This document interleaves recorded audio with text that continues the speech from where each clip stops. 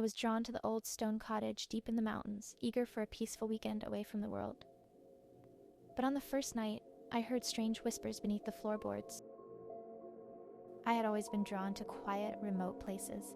When I found a listing for an old stone cottage nestled in the mountains, far from any city, I immediately booked a weekend stay.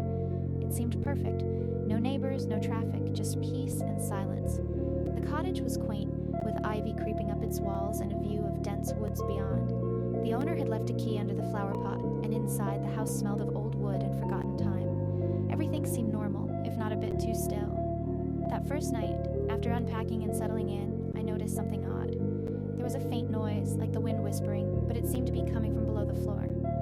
I dismissed it at first. Old houses always had strange sounds, but as the night deepened, so did the noise. It wasn't the wind anymore. It was a low murmur, almost like voices. I walked through the cottage, trying to trace the source. My feet led me to the living room, where the sound was strongest near an old, threadbare rug. Heart pounding, I pulled the rug back, and was startled to find a trapdoor beneath it.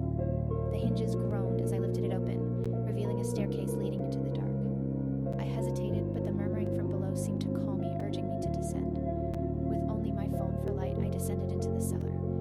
The air grew colder the deeper I went, and the faint sound of whispering became clearer. It wasn't just random noise, it was words, though I couldn't make out what they were saying. At the bottom of the stairs, I found myself in a narrow stone corridor, its walls damp and lined with strange symbols scratched into the rock.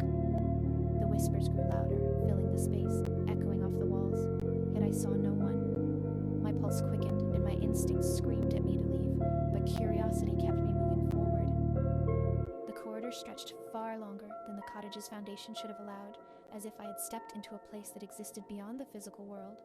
Suddenly I reached a door. It was heavy and wooden, with iron bands crisscrossing its surface. The murmuring was now almost a chant, rhythmic and unsettling. I pushed the door open with trembling hands. Inside, the room was lit by an eerie blue glow emanating from a massive pit in the center.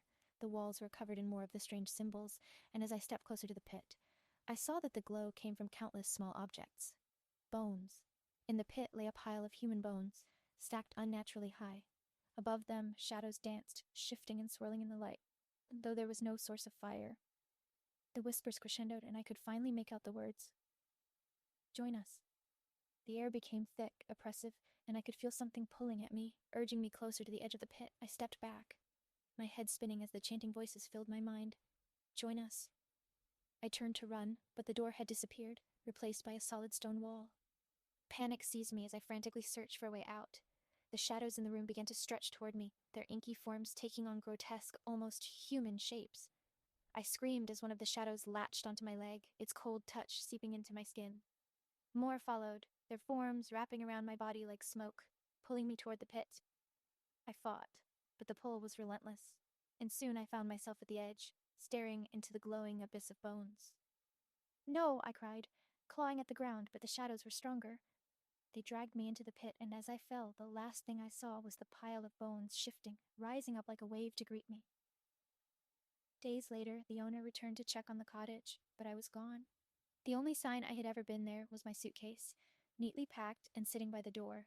But at night, if you stood outside the cottage, you could hear it, the faint sound of whispers rising from below.